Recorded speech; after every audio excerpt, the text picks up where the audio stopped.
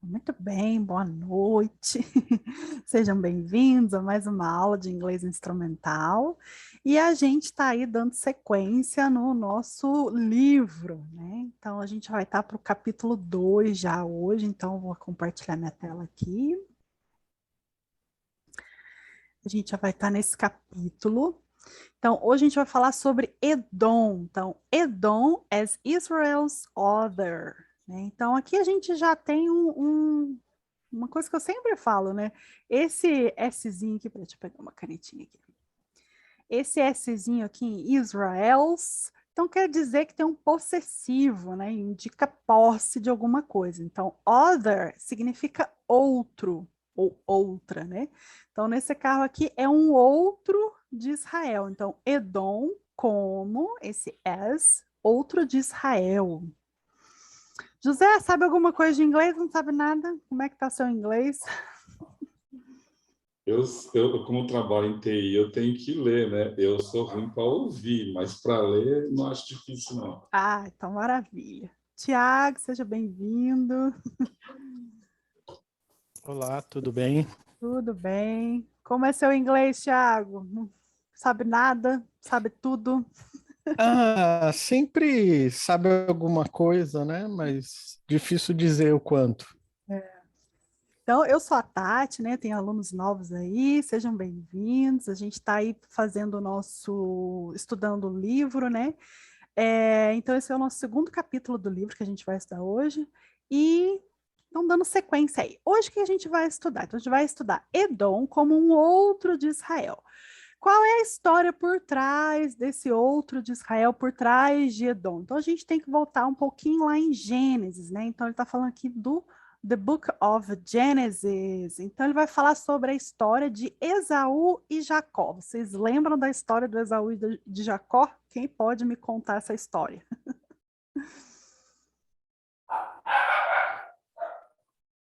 Ninguém lembra o que aconteceu com Esaú e Jacó? Muita briga, né? A briga já começou na hora de nascer, né?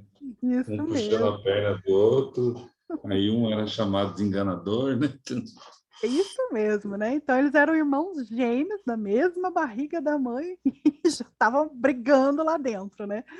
Então a gente já tem essa história de briga lá dentro do ventre já, né? Então isso é muito importante para a gente entender quem foi Edom, porque Edom são os descendentes de Esaú, né? Lembrando que Esaú era ruivo, né?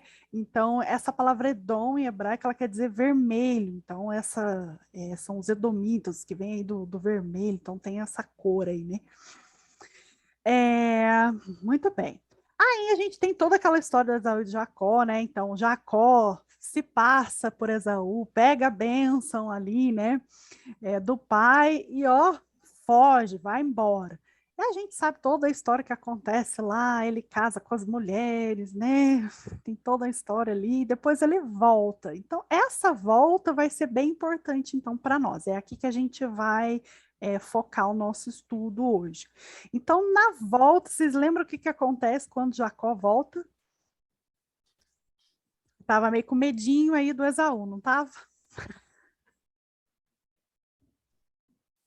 Tava com Aí medo, tem né? aquela briga, entre aspas, com Deus, né? Antes de Uhum, encontrar, isso aí. que aí toca no quadril dele, eu sei lá o que que é aquela passagem lá, né? Uhum. É isso mesmo. E aí ele diz que vê Deus face a face, né? Um anjo, né? Eu sei lá o que era aquilo lá que ele viu, né? Mas isso aí é bem legal, né? Mas a questão também aqui que a gente vai colocar é que assim, Jacó estava meio com medo de Esaú, da recepção de Esaú, que ele estava voltando para a terra, né? E quando Jacó volta ali, Esaú recebe ele ali com um monte de guerreiros, né? Então aqui, ó, a gente já tem essa informação. Então, Esaú musters a band of 400 warriors and marches out to confront Jacob's clan. Então, aqui o Esaú, ele pega, assim, ele reúne, né? Esse reunir aqui, esse musters é reunir um bando de 400 guerreiros e marcha para confrontar o clã de Jacó. Isso é muito interessante. Aí aqui a gente vai fazer um paralelo. A Bíblia ela é sempre feita de paralelos, assim, né?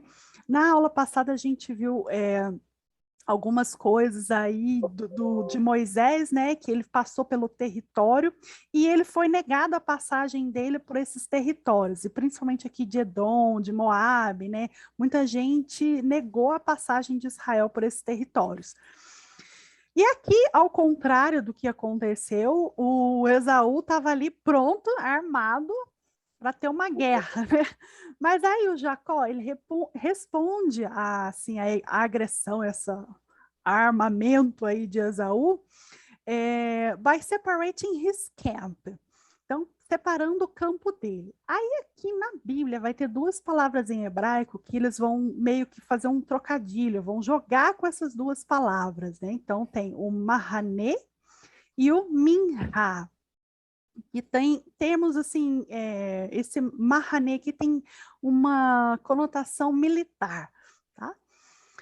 Então, Jacob responds to Esau's aggression by separating his camp into two divisions and attempting to placate Esau's anger with a gift. Então, gift aqui é presente, minha of his flocks. Flocks é o seu bando ali. Então, Jacó, ele divide aí, separou seu campo em dois, né? Tanto que ele mandou um tanto de gente na frente. Vai aí as mulheres, vai o povo na frente, né? Para ele ver que tem gente aqui que não pode morrer, não. E aí tem essa brincadeira aí entre essas duas palavras, né? Entre o campo, né? De uma coisa militar e no presente. Então, aqui, camp and gift. Isso tudo está em Gênesis 32, 31, certo? Então, vamos lá. When Jacob meets Esau in the next morning, he boasts 7 times. O que vocês entendem aqui? Ou não entende nada? Sei lá o que está falando isso aí. Pela história, o que vocês acham que aconteceu? Quando Jacó encontra Esaú na manhã seguinte, ou não lembro o que é bolo. Bom, é reverenciar. Então, ele faz assim, né? 7 vezes. Então, ele reverencia aí 7 vezes. And the respect he shows his brother provokes a change of heart. Então, esse ato dele fazer isso, né? De se reverenciar, provoca em Esaú uma mudança de coração. Então, a change of heart. Uma mudança de coração. E aí, o Esaú vai lá e abraça o Jacó, né? Tem aquela choradeira, aquele encontro entre os irmãos e tudo. Mas aí Jacó falou assim, olha, vou passar por aqui, eu quero ir para a minha terra, né? Eu não quero te incomodar, não. E aí Esaú até se propõe, não, eu vou mandar alguém com você para você ir. Falou assim, não, não precisa não, pode ficar aí mesmo, né? Que eu vou sozinho. Jacó não queria dar pano para manga ali, para Esaú mudar de ideia, né? Então aqui, the subtraction of this account from Genesis may predate the episode with the Edomites in the Book of Numbers. Então, aula passada a gente viu o livro de Números, né? Israel tentou passar o território ali dos Edomitas e ele foi barrado. Então, o rei dos Edomitas daquela época, né, de Moisés, que é bem depois disso daqui, veio contra Israel. Né? Então, ele está fazendo um paralelo aqui. Né? Então, mas nesse caso, Esaú não veio com esse exército, ele deixou Esaú passar. Né? E já em Números, os edomitas não deixaram Israel passar. Então, as one side in this tug of war commemoration, the story of Esau's rapprochement with us and solicitude for Jacob in Genesis affirms the possibility that fraternal relations between Israel and Edom could be reestablished in the present. O que vocês entendem? Pode gastar o inglês aqui.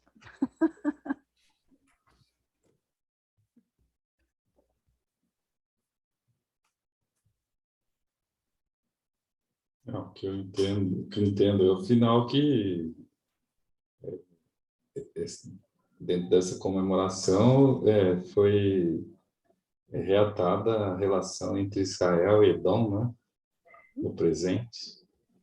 Então, assim, por um lado, né, com esse episódio, a gente pensaria, fala assim, nossa, realmente poderia ser reatado esses laços aí, eles poderiam, né, viver em paz. Mas veremos que não foi isso que aconteceu. Então, aqui, ele dá mais um feedback, né? Ele diz assim, que Esaú, eles já eram muito diferentes, Esaú e Jacó já eram muito diferentes um do outro, né? Esaú era um homem do campo, né? Ele era um caçador, ele tinha muitas coisas assim, selvagens, né? Ele era aquele homem que ia para o campo mesmo. Já Jacó era aquele homem que ficava na tenda, né? Ele era mais brando, ele era mais assim, né? Aqui eles falam até que ele era meio afeminado, porque ele ficava na tenda das mulheres, né? Tem essa conotação aqui. Aí, assim, a gente vê os edomitas, então, nessa descrição aí de Esaú, que ele era um caçador, né? Ele era um selvagem aí, de já que isso tudo veio na descendência aí dos edomitas. Então, os edomitas, eles tinham essa coisa muito, aqui que ele fala, né? Belicose. Belicose vem da palavra de bélico, vem de uma coisa muito, assim, de exército, né? Aquela pessoa que de estupim curto, vamos dizer assim. E isso, esse pugnacious character, esse caráter aí meio selvagem, né?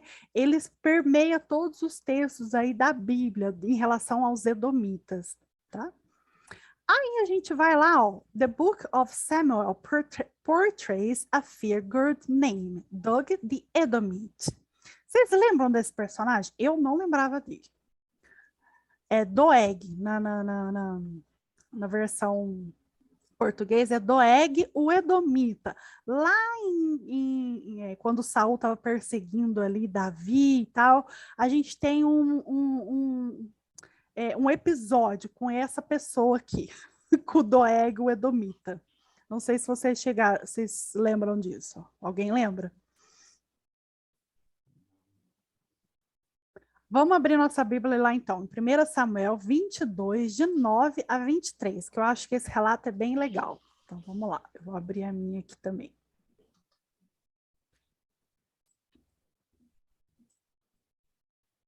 Eu já até deixei aqui.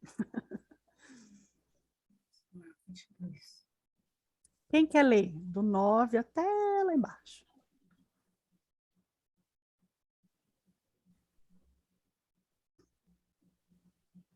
Posso ler. Então, leia para a gente, por favor, Gisele. Entretanto, Doeg, o Edomita, que estava com os oficiais de Saul, disse: viu o filho de Jessé chegar em Nobe e encontrar-se com Aimeleque, filho de Aitube. Aimeleque consultou o Senhor em favor dele, também lhe deu provisões e a espada de Golias, o filisteu. Então o rei mandou chamar o sacerdote Aimeleque, filho de Aitube, e toda a família de seu pai, que eram os sacerdotes em Nobe, e todos foram falar com o rei. E Saul disse: ouça agora, filho de Aitube. Ele respondeu: sim, meu senhor. Saul lhe disse: por que vocês conspiraram contra mim, você e o filho de Jessé?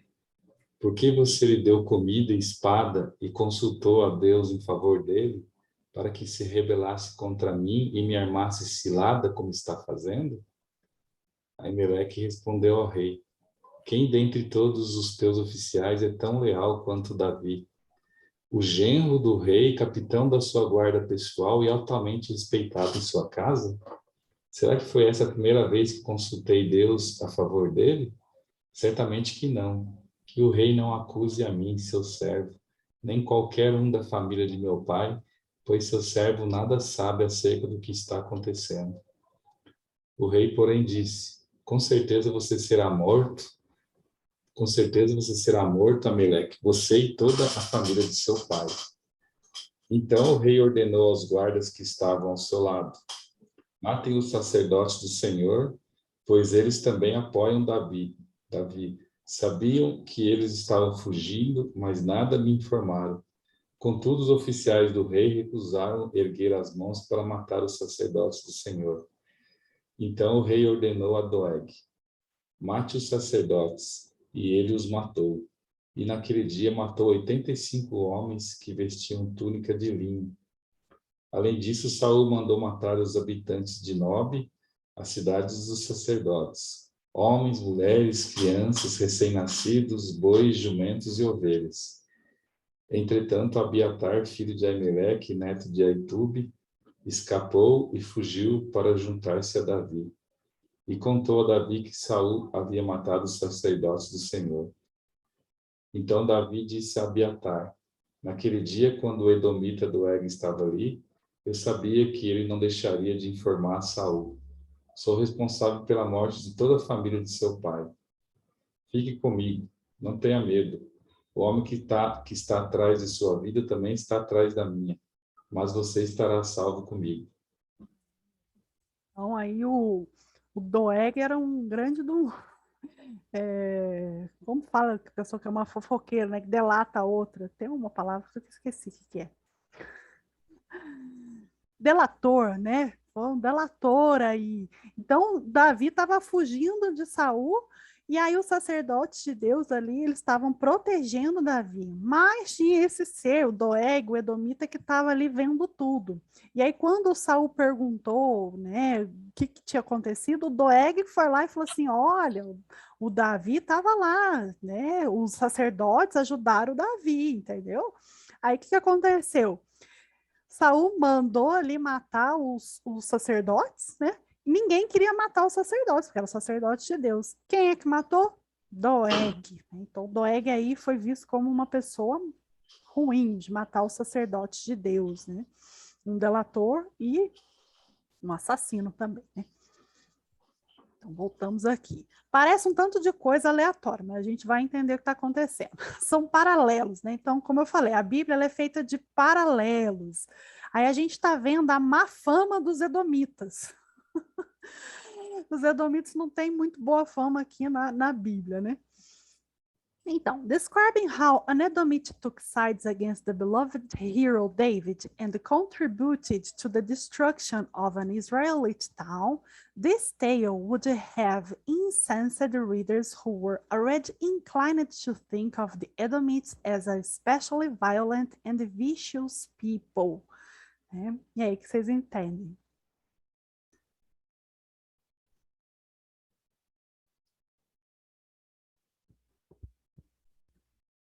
Falando que eu bem acabei de falar ali, né? Então, descrevendo aí como os edomitas tomaram partido, né? Took sides. Took sides é o verbo take, né? Took aqui está no passado. Took sides against. Tomou um lado contra o amado herói Davi. E contribuiu para a destruição de uma cidade israelita. Então, esse conto, essa história, né? Ela teria, assim...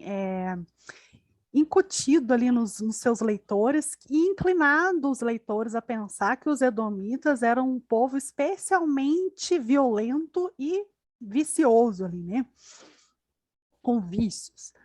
Então, the books of Samuel and Kings present Saul and David subjugating the Edomites. Então, aqui no livro de Samuel e no livro de Reis, né, Kings, a gente vê Saul e Davi subjugando os edomitas mais tarde. E depois da morte ali de Davi, né, Deus, ele ergue um grande adversário contra o reino de Salomão, que é o edomita Hadad. Hadad não é o político, né? O Hadad aqui, o edomita. Who was of the royal family of Edom, que era da família real. Então, royal, real, família real de Edom.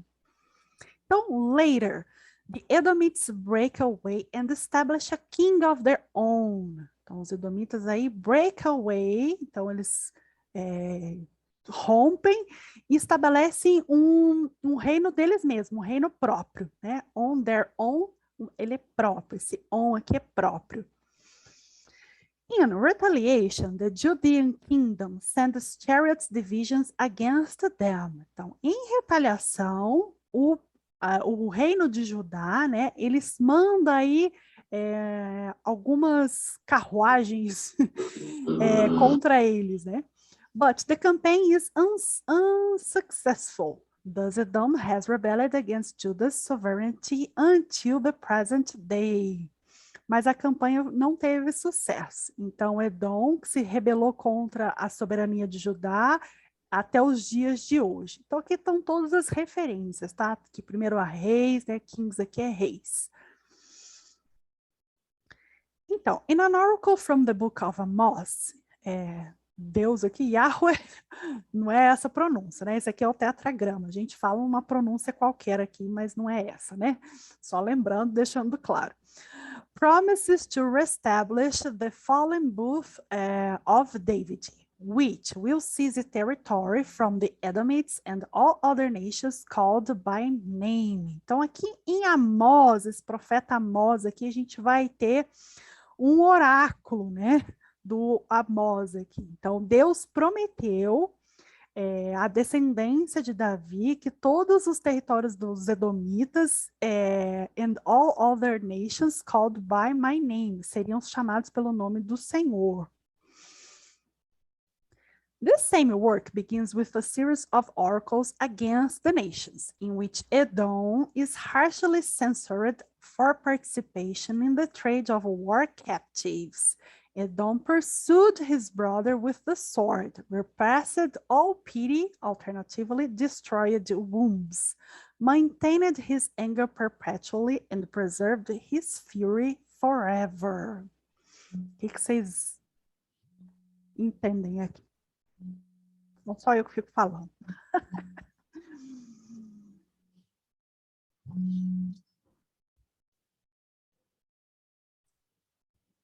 A gente está vendo alguns profetas aí profetizando contra Edom, né? Então a gente vai ver o Amós profetizando contra Edom, então tá a referência aqui, Amós 1, de 6 a 12.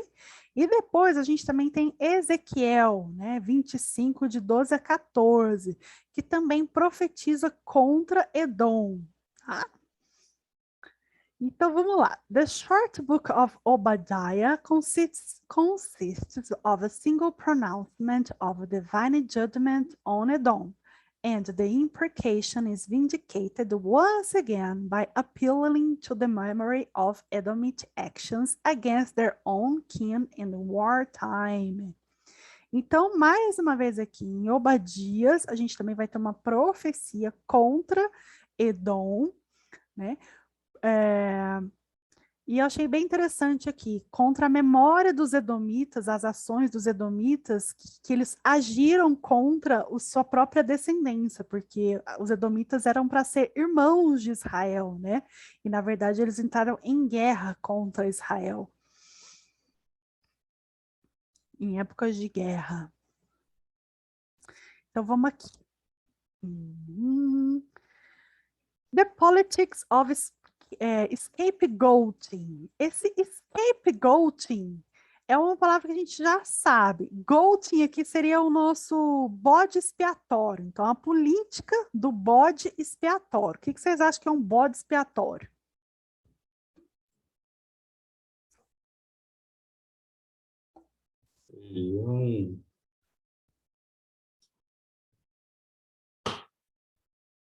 Tem que achar algum culpado, né? Tem um culpado. Então, aqui é uma teoria, a política do bode expiatório. Então, é uma teoria que estão defendendo aqui. Então, essas memórias, né, esses relatos todos que a gente tem visto aqui, contra Edom, Edom isso, Edom aquilo, eles estão meio que falando assim, olha, Edom aqui vai virar um bode expiatório para todas as mazelas que têm acontecido. Então, these memories reflect deep misgivings toward Edom, an attitude to which Deuteronomy responds with its injunction not to abhor Edomite kin. Esse kin aqui são os parentes aí, ou a descendência, tá? Dos edomitas.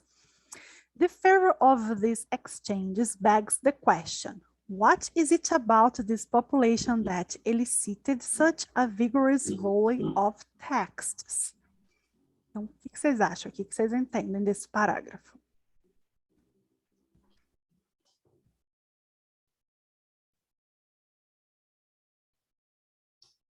Memories, facinho, né? Lembranças, memórias, né? Reflect, reflete. Então, aqui, essas memórias refletem deep profundos misgivings, aí, maus entendidos, profundos maus entendidos em relação a Edom. Uma atitude, an attitude to which Deuteronomy, na qual Deuteronômio responds, uma palavra bem parecida, responde, with its injunction not to abhor Edomite king. O que Deuteronômio está falando? Deuteronômio está falando assim, olha, não lute contra Edom, porque ele é seu irmão, né? Então, não abomine os edomitas, porque eles são seus irmãos. Então, the favor of this exchange begs the question. Então, essas questões aí nos faz ter outra questão. O que é, what is it about this population, que essa população aí, that elicited such a vigorous volley of texts? Elas incitaram uma grande quantidade de textos vigorosos contra Edom. Então, the Edomites must have long occupied the attention of the kingdoms of Israel and Judah. Então, os Edomitas aí, must have long occupied. Então, eles ocuparam a atenção dos reinos de Israel e Judá.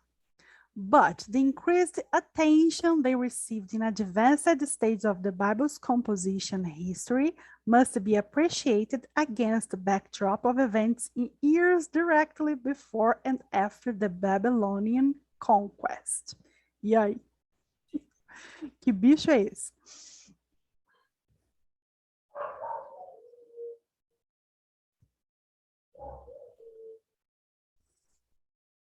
Então, os edomitas aí chamaram a atenção desses reinos, né?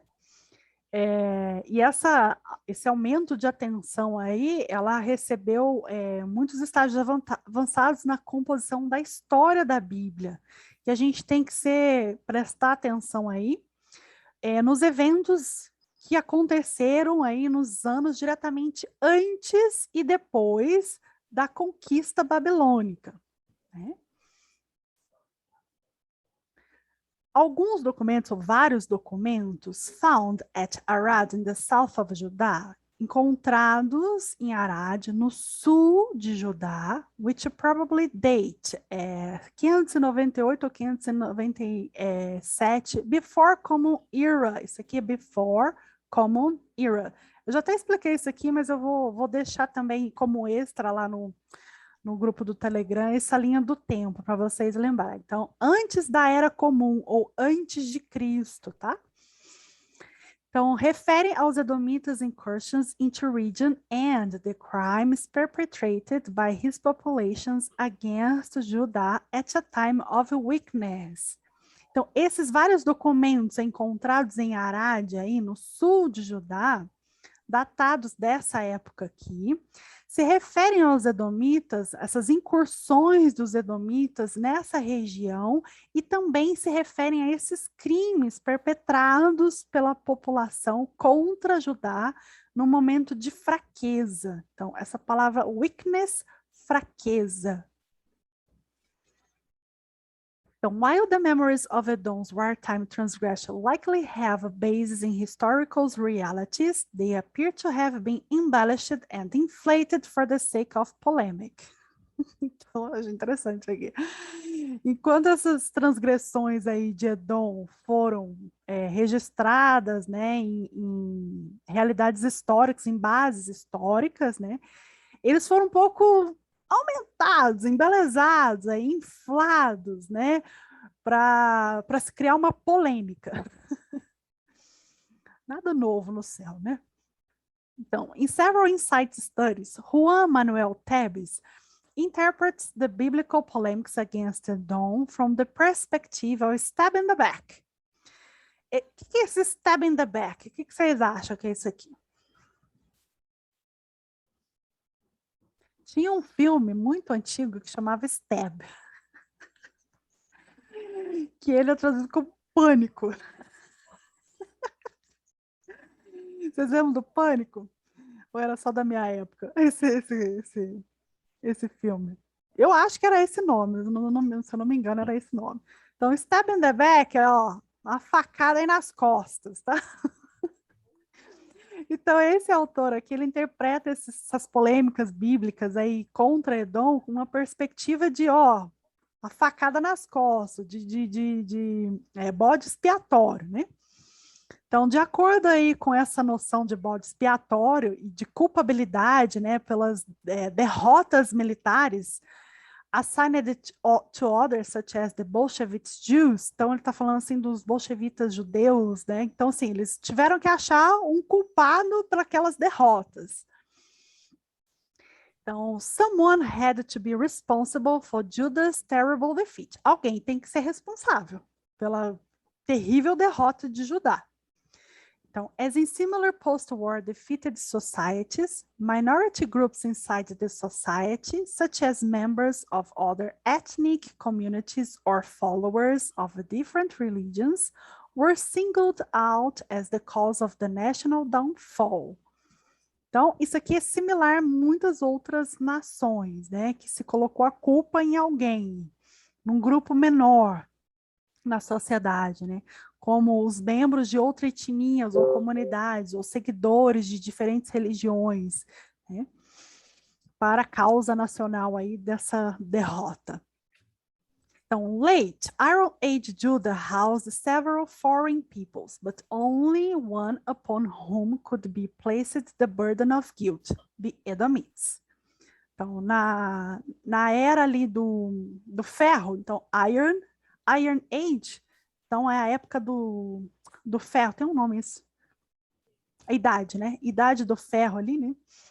Judá, ele hospedou aí muitos foreign people, foreign estrangeiros, pessoas estrangeiras ou povos estrangeiros.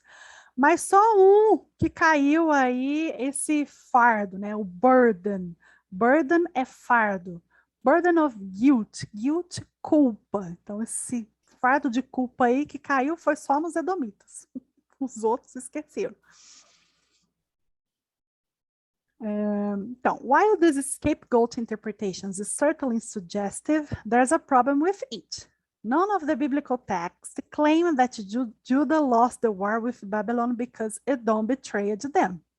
Então, tem um problema aí com essa coisa do bode expiatório, com essa interpretação do bode expiatório. Porque nenhum dos textos bíblicos falam que Judá perdeu a guerra contra a Babilônia por causa que Edom traiu eles, né? Então, não se tem isso. Eles colocaram a culpa em Edom, mas Edom não traiu. Simplesmente Israel perdeu contra os babilônios. In constructing these memories, scribes were engaging in a form of war commemoration on display throughout the biblical corpus. Então, assim, a gente tem muitos escribas aí que escreveram a Bíblia, né?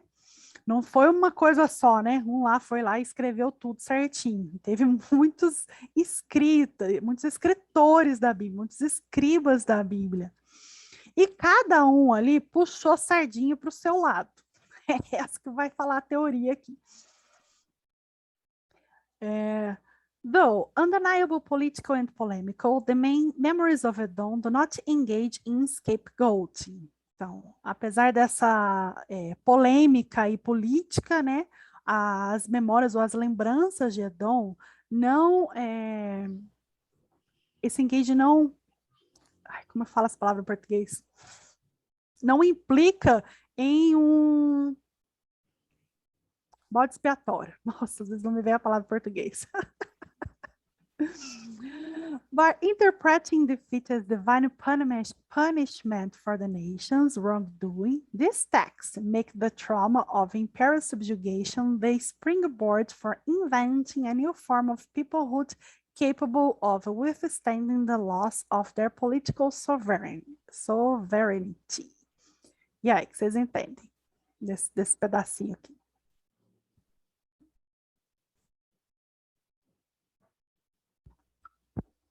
Lembrando dessa palavra defeat que a gente já viu. Defeat, derrota.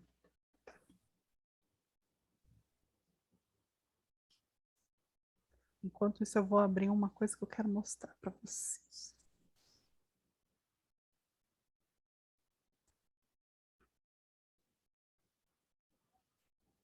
Entenderam nada?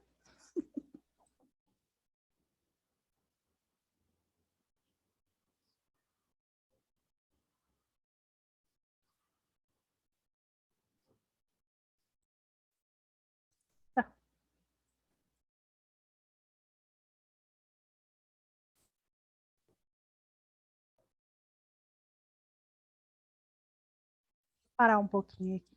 Eu quero mostrar uma coisa para vocês que é bem legal. Aqui está o mapinha do povo de Edom. Então, aqui a gente tem o reino de Edom, né? Para a gente entender melhor. Ah, a gente está falando do reino de Judá, de repente a gente está falando de Moisés, de repente está falando do quê? Vamos entender onde é cada coisa, né? Então, aqui, ó, a gente tem o reino de Edom. Tá vendo Petra? Muita gente vai visitar Petra, né? Quando vai fazer as viagens para Israel lá, né? Visita aqui Petra. Então, Petra ficava no reino de Edom. Então, a gente tem o reino de Judá, que é o reino do sul, o reino de Israel, que é o reino do norte, e aqui a gente tem o reino de Moabe e o reino de Amon, certo? E aqui os estados filisteus. Então, isso é interessante. Então, a gente está vendo aqui, ó, que o reino de Edom e o reino de Judá eram muito próximos a essa fronteira aqui, né? Então, nessa fronteira aqui, muita gente de Edom vinha para o reino de Judá e muita gente do reino de Judá vinha para Edom. Era uma coisa que era meio, né, misturada aqui, né, nessa parte. Certo? Só para a gente se situar. Tem mais uma coisa que eu quero mostrar aqui, que vai ser importante. Essa cidade aqui, Idumeia, ela está também ali no território de Edom. Tá? Então, a gente está vendo essa Idumeia que também vai aparecer daqui a pouco. Então, a gente tem Idumeia, Judeia e Samaria. Eu não sei se eu estou falando certo, tá? Porque tem alguns nomes que não são em inglês, né? Tem alguns nomes que são hebraicos, aramaico, sei lá eu o que é essa língua. E aqui mais uma outra visão. Eu botei vários mapinhas aqui, né? Para a gente ter uma visão aqui, certo? Então, aqui a gente tem Edom.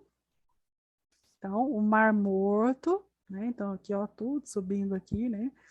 Do Rio Jordão. A gente tem as tribos, né, de Israel, né? Então, aqui Ruben, Gad, Manassé. Aqui tá Amon e aqui tá Moab. Certo? Eu gosto de mapinhas. Vocês gostam também? Sim. Eu acho que dá para a gente entender melhor, né? A gente está falando do Reino do Sul, que é Judá, Reino de Israel. Nossa, mas que raio que é isso? Mas Israel não é só uma coisa? Lembrando, né, que depois de Salomão, vamos recapitular aí, depois de Salomão, houve uma divisão, né? Então, do Reino do Norte e o Reino do Sul. O Reino do Norte, Israel, o Reino do Sul, Judá. E aí depois a gente tem a colonização aí, a colonização não, a gente tem a exploração, né, que vem os outros povos aí, o povo da Síria, né, o povo dos babilônios que vão e conquista essa terra e muita gente vai para a Babilônia como presos políticos mesmo, né, vamos dizer assim, a elite vai todo para a Babilônia ali, né.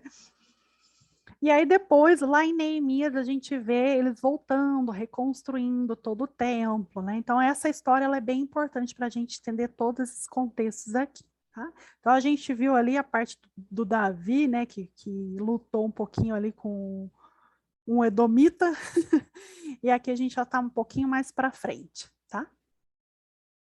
Então vamos lá. Deixa eu pegar a canetinha aqui.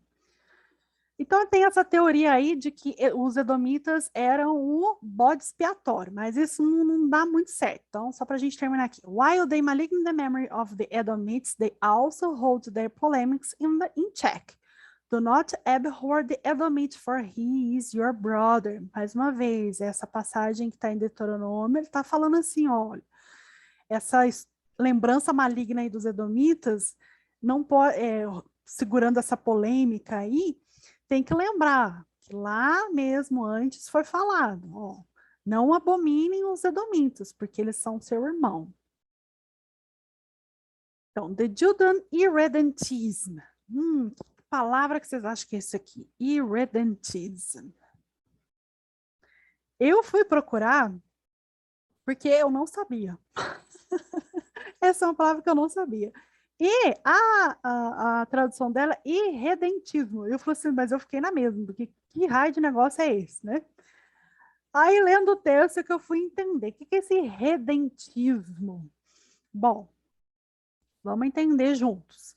O território de Edom a expansão do território de Edom provocou uma postura irredentista em muitos círculos judaicos, aqui, círculos judeus, né? Do Judean aqui no sentido dos povos de Judá, tá? The same irredentist perspectives informs the book of 1 Esdras. In this history, aqui esqueci de falar o termo, né? The term originated among the 19th century Italian irredentista, who sought to redeem to their homeland all Italian-speaking districts under Austro-Hungarian rule. Na verdade, isso aqui é um grande patriotismo, né? Hoje a gente pode interpretar mesmo como os judeus sionistas, né? Essa coisa assim, que é um termo que originou lá no 19º século, tá? Século XIX.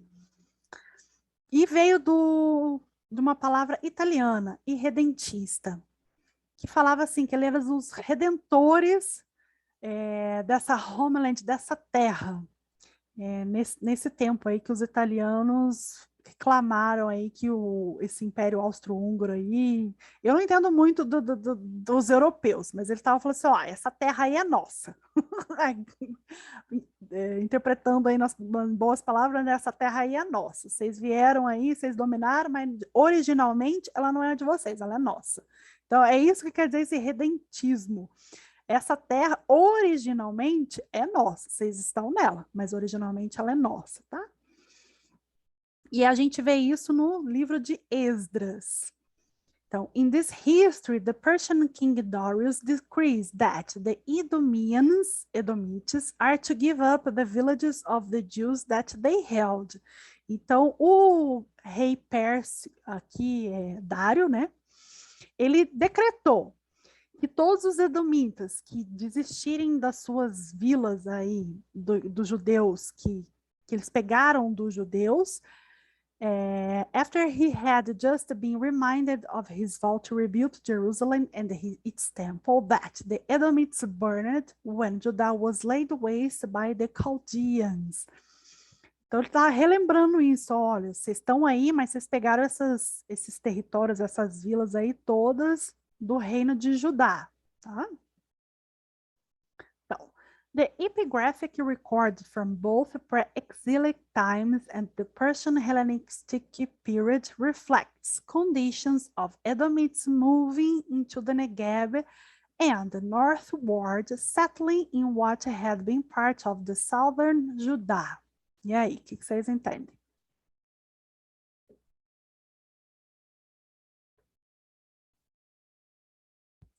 Pré-exílio, a gente tem uma palavra-chave aqui, né? Pré-exílio, times, pré-exilic times. Então, são os tempos do pré-exílio, antes deles irem para o exílio. Esse período pérsico-helenístico aí reflete as condições dos edomitas se mudando para o Negev, northward, indo para o norte, nessa direção do norte. E se estabelecendo no que teria sido parte do sul de Judá, certo? Então, lembra do mapinha lá? Tinha o reino de Edom, eles subiram para o sul de Judá. E começaram a dominar aquelas partes ali, tá? The territory came to be known as Idumea. Aí que eu tinha falado, ó, Idumea. Just as Edomites and Idumeans were integrated into Judean society. Então, essa Idumea aí, ou essa Idumeia, né? Eles foram integrados aí na sociedade de Judá. As reflected in the figure of Doeg from the book of Samuel. Então, ali no livro de Samuel, a gente vê que o Doeg, ele estava ali também, né? Ele estava integrado, muito bem integrado, ali nessa região, tá? Então, era uma coisa que estava um pouco misturada. Então, muitos Judeans lived in Idumea. Então, muitos da terra de Judá, né, judeus, viviam em Idumea também. For the late 5th and especially the 4th century before Common Era, então 5th, quinto, e quarto século antes da Era Comum, we have almost 2000 Aramaic ostraca. Ostraca aqui são peças de artigos arqueológicos, tá? Aramaicos, que mostram pequenos textos, short text inscribed on pottery shards. Pottery não é porcelana, não, é aquelas coisas de barro que são encontradas em artigos arqueológicos. Me fugiu o nome agora. Não é porcelana, é outra coisa, é feito de barro, né? Tem outro nome. From this region, which attests to generally harmonious relation, if not a symbiosis. Então, está falando dessa região aí do reino de Edom, da Idumeia e do sul de Judá. Então, eles meio que fizeram uma coisa só, eles se misturaram aí, né? Essa região sofreu uma simbiose entre essas populações. Even so, the memory of Judah's past sovereignty in the region would have endured. Então, mesmo que essa lembrança da soberania do passado de Judá nessa região tenha perpetuado, tenha sido muito forte, né, tenha persistido ali, have endured, feeding irredentist longings and provoking the kind of accusatory slave salvos that we find in our biblical texts. Então, essa lembrança aí do reino, né, de Judá foi muito forte, o povo não esqueceu isso. Então, isso provocou um tipo de acusação aí que eles encontraram nos textos bíblicos, né? Então, teve gente puxando sardinha aí, falando assim, olha, isso aí, foi isso aí que aconteceu, entendeu? Mas esse território aí era de Judá, Judá é que dominava. Although this text refer to the Edomites' behavior, então behavior é comportamento, então comportamento dos Edomitas, embora todos esses textos referem ao comportamento dos Edomitas como destrutivos e que destruíram Judá pelos babilônios. Many were written in the Persian and Hellenistic periods. Então, muitos desses textos foram escritos em Pérsia, né, na Pérsia, e também no período helenístico. When anti-Edomite animals escalated. Quando o anti-Edomita aqui escalado, assim, subiu. Thus the book of Judith, which is clearly a Hellenistic work. Você lembra do livro de Judite? Que não na Bíblia evangélica não tem o livro de Judite, né? É só na Bíblia católica eu acho que tem.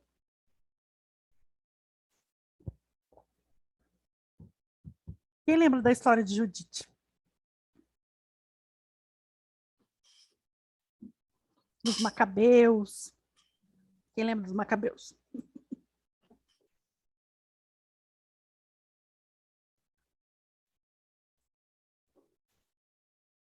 Na verdade, o livro de Judite ele conta muito essa história ali dos Macabeus, né? Que eles conseguiram. Na verdade, foi uma grande guerra ali, né? Entre os Macabeus e tudo. Então, ela tá relatando essa guerra aqui, num período bem mais tardio, né? Num período helenístico aqui, tá? Então, ela está falando assim, tells how the Edomites formed an alliance with other peoples. Então, está falando como os Edomitas formaram uma aliança com outros povos no Levante contra os israelitas e os traíram para seus inimigos, em favor dos seus inimigos, né? Então, eles traíram Israel, dando sardinha aí para os outros povos, tá? In the 2nd century, no segundo século before Common então antes de Cristo, the irredentist aspirations were realized. Então essas aspirações irredentistas aqui foram realizadas. Gente, eu não sei se estou falando essa palavra certa. Se alguém tem uma interpretação melhor, vocês me falam, que eu não achei tradução para isso. As Judah began to regain its native military strength. Então, Judá queria ganhar essa força de volta, né? Eles queriam ter essa força de volta que Judá tinha. E os macabeus undertook campaigns against the descendants of Esaú. Então, os macabeus, eles promoveram campanhas contra os descendentes de Esaú. E reconquistaram o que tinha sido a Idumeia, o território de Idumeia. Tá? Então, Idumeia ali era território dos Edomitas e os macabeus, eles reconquistaram esse território. Então, essa é uma das teorias ali, né? Agora, a última, implications for the documentary hypothesis. Our survey of biblical texts related to the Edomites has direct implications for theories of Pentateuch's formation. Então, aqui, muitos textos aí relacionados aos Edomitas têm implicações diretas na formação do Pentateuco, tá? It seems highly improbable that one and the same source would have told about the happy reunion between Jacob and Esau. Então, parece altamente improvável que uma mesma source aqui, fonte, poderia ter falado sobre essa reunião feliz entre Esaú e Jacó, que está aqui em Gênesis. And then later, depicted the Edomites taking up arms against Israel when they requested the passage through their lands. Então parece muito estranho, né? De um lado, lá em Gênesis, a gente está falando assim, nossa, que encontro bonito esse aí do Esaú e do Jacó, vai ter uma reconciliação, né? E lá em Números, a gente vê uma visão totalmente diferente. A gente já vê aí, ó, os Edomitas pegando em armas e indo contra Israel ali na época do Moisés, né? Quando Moisés tentou passar pelo território. Então, the Pentateuch has competing views. Então, o Pentateuco ele tem visões competitivas. We naturally assume that, like any other ancient saga, então, como qualquer outra saga antiga, is the product of a plurality of authors and incorporates earlier sources with discordant attitudes and conflicting perspectives. Então, naturalmente, nós assumimos que, como qualquer outra saga antiga, é um produto da pluralidade de autores. Claro, a Bíblia não foi escrita só por uma pessoa. Muitas pessoas escreveram a Bíblia. E incorporou aí muitas fontes antigas com atitudes discordantes e perspectivas conflitantes. Claro, cada um estava num período, claro que teriam perspectivas diferentes e conflitantes. Many contemporary defenders of the documentary hypothesis, então essa hipótese documentária aqui, muitos contemporâneos defendem que they are especially emphatic about the independence of the older sources. Então, eles são especialmente enfáticos sobre a independência de fontes mais antigas ou mais velhas, insistindo que os autores não estavam familiados ou não tinham familiaridade com o trabalho uns dos outros, né? Então, cada um escreveu uma coisa e eles não tinham familiaridade com o texto do outro. Não tinha tido contato, né? Deixa eu só ver aqui. Aqui.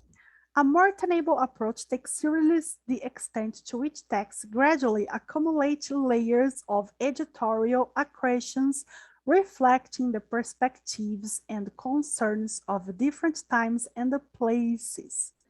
Então, uma outra proximidade aí leva seriamente os eventos desses textos, que eles se acumularam gradualmente e tem camadas de edição. Então, tem algumas coisas que foram acrescentadas. E elas refletiam as perspectivas e as preocupações de diferentes épocas e lugares. What's remarkable about biblical war commemoration is that while it too presupposes a political community larger than its two member states, Israel and Judah, it flourishes among anonymous scribes in the period following the downfall of these states. Então, a gente está falando aqui, ó, de 722 a 587 a.C. O que é, assim, remarkable é que é muito impressionante nesses relatos de guerra aqui, é que, enquanto a gente pressupõe uma comunidade política maior que esses dois membros de Israel e Judá, floresce muitos escribas anônimos no período que se segue aí a queda desses estados, tá? Nessas eras aqui. Então, na verdade, a gente sabe que foi na Babilônia que se escreveu muito, se compilou muito desses textos, né? E veio de muitas fontes, aí, esses textos vieram de muitas fontes. Então, we don't know much about the social location of this scribe. A gente não sabe muito sobre a localização ou a vida social aí desses escribas. But three facts are indisputable. 3 fatos são indiscutíveis. There were many of them, eles eram muitos. They often did not share the same perspective. Eles frequentemente não compartilhavam da mesma perspectiva. E 3, they created a corpus of texts that, palpably, even if only partially, preserves their plurality. Eles criaram um corpo de um texto aí que palpavelmente e não somente parcialmente preserva a pluralidade. Então, na verdade, ele estava falando assim, ele queria fazer ele não estava contemplando tanto a pluralidade dessas fontes, mas eles queriam criar uma coisa só. Certo? Dúvidas? Muito denso? É muita coisa, né? Muita coisa. Mas eu achei esse texto um pouco mais fácil que o outro ainda. O outro da semana passada estava um pouquinho mais difícil. Aqui a gente viu um pouquinho sobre como Edom aí foi retratado. E a gente viu algumas teorias sobre como eles tinham essa visão de Edom. Então, por um lado, tinha que eles eram parentes aí, que eles eram irmãos, e por um outro lado, que eles eram um grande inimigo de Israel.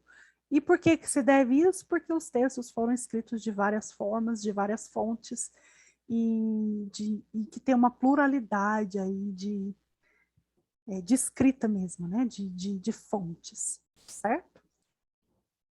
Semana que vem a gente vai entrar na parte 2 aqui, tá? Então a gente vai ver Transjordanian Tribes, as tribos das Transjordânias e a conquista de Canaã. Então a gente está vendo muitos territórios. Possivelmente eu trarei mais mapinhas para facilitar a vida de nós leitores. Tá bom?